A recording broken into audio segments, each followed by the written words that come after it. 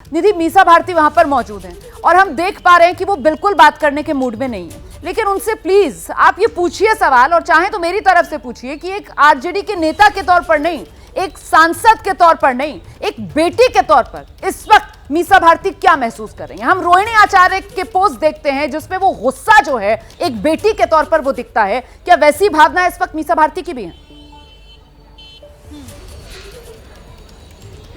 बिल्कुल, देखिए मैं आपको मीसा से बात करवाऊंगी। थोड़ी देर पहले जब सुबह लालू जी दफ्तर पहुंचे थे, ईडी दफ्तर, तब वो मंदिर गई थी, उन्होंने पूजा अर्चना भी की है।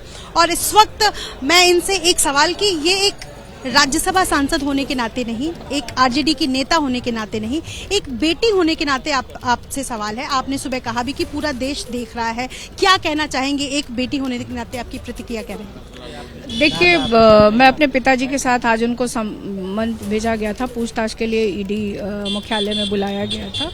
और जैसा कि मैं पहले भी सब लोगों को बता चुकी हूँ कि मेरे पिताजी की तबीयत ठीक नहीं है, किडनी ट्रांसप्लांट अभी हुआ है और लगभग एक साल होने जा रहा है।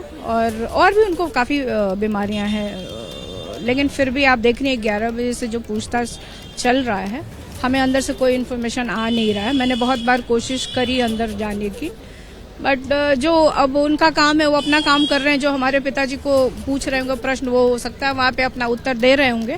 अब तो एक बारी वो जब बाहर आएंगे तभी पता चलेगा, और बस उन्हीं का इंतजार है बाहर। निधि, डॉक्टर की तरफ से लालू जी को क्या सलाह दी गई है? कितने घंटे तक उनको बैठना चाहिए, कितना आराम करना चाहिए, इस बारे में पूछिए जरा, उनकी सेहत को लेकर जानकारी लीजिए। सरकार जो है वो चुन गई और आज ईडी से घंटों सामना, और ऐसे में लालू जी की तबीयत भी सही नहीं है। डॉक्टर्स की तरफ से क्या उनको सजेशंस दिए गए हैं, कितने घंटे बैठ सकते हैं? डॉक्टर सजेशन के बारे में अगर आप बता सकते। देखिए, एक तो मतलब काफ़ी समय तक वो बैठते नहीं है, मतलब लेट के ही रहते हैं और उनको नी में भी प्रॉब्लम है, और तो इसलिए। लेकिन अभी तो उनसे बिठा के ही, कुर्सी पे बिठा के ही प्रश्न पूछा जा रहा होगा, जो मैं अनुमान लगा रही हूँ। मैंने तो देखा तो नहीं उनको कैसे। आपने कहा था कि एक सहायक को अंदर लेकर जाने दीजिए। बिल्कुल, क्योंकि उनको ना उठने बैठने में, मैंने कहा नी में, उनके घुटने में प्रॉब्लम होती है, तो उनको जब खड़े होते हैं, क्योंकि उनका दिक्कत होती है, तो उनको वॉशरूम या कहीं ले जाने के लिए, इवन खाना भी खिलाने के लिए, तो उनको एक सहायक की आवश्यकता होती है। तो फैमिली जब घर में होते हैं तो हम लोग करते हैं, बाहर कभी जाते हैं तो कोई एक हेल्पर उनके साथ ज़रूर होता है। बट यहाँ पे कैसे मैनेज कर रहे होंगे, क्या कर रहे होंगे, गए नहीं गए, खाना कैसे खाया, तो अभी तक तो कुछ पता चल नहीं रहा अंदर से। क्या मैसेज आरजेडी की तरफ से देने की कोशिश करेंगे आप?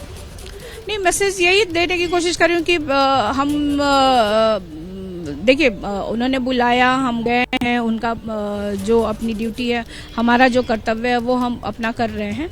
लेकिन मेरा सिर्फ यही है कि समय का जो चुनाव होता है ना, वो मुझे लगता है थोड़ा सोच समझ के लोग करते हैं।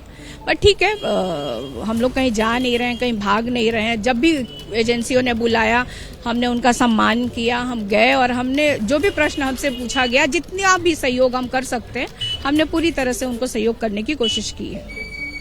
आप सुबह से पिता के साथ आई हैं, यहाँ बैठी हुई हैं कंटिन्यू, और सभी नेता यहाँ बैठे हुए हैं। आप लोग यहाँ बैठी रहेंगे जब तक अंदर पूछताछ होती है। और दूसरा ये कि बाहर बड़ी संख्या में समर्थक भी हैं। क्या ये भी एक मैसेज जो आरजेडी की तरफ से दिया जा रहा है कि कहीं ना कहीं एक तरफ तो हमसे सरकार छीन लिया गया, दूसरी तरफ इतना ज्यादा टॉर्चर? नहीं, देखिए, मैंने हमेशा, हमारे पिताजी भी और हमारे पार्टी के लोग, ये राष्ट्रीय जनता दल एक परिवार की तरह है, और परिवार का जब मुखिया कहीं गया हो तो वाजिब है कि परिवार के जितने सदस्य हैं वो उनका बाहर इंतजार करेंगे।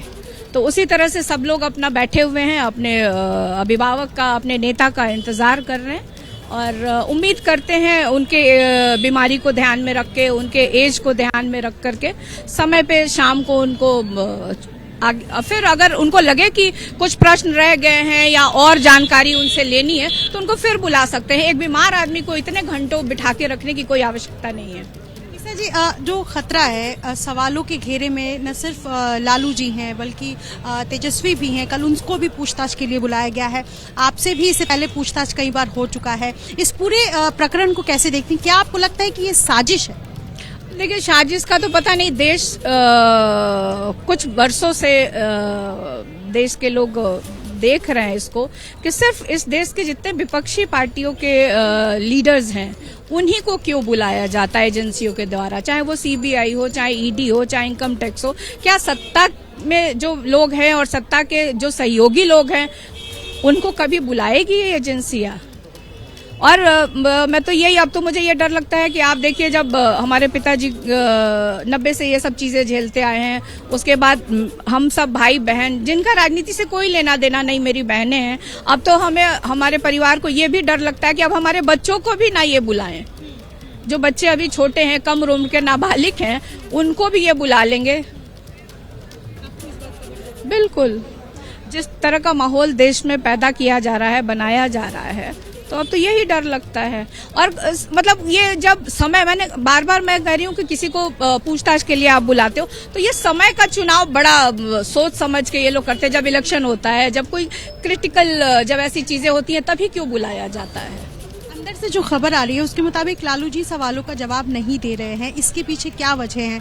आप उनके मुताबिक कि सही जितने सवाल उनसे पूछे गए हैं स्पष्ट तौर पर वो जवाब नहीं दे पा रहे हैं, आप क्या कहेंगे, क्या इसके पीछे वजह है?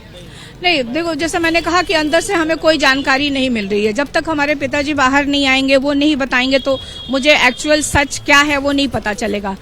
और आपके पास ये इन्फॉर्मेशन कहाँ से आ रहा है, कैसे आ रहा है, तो इसके लिए मतलब मेरे पास कोई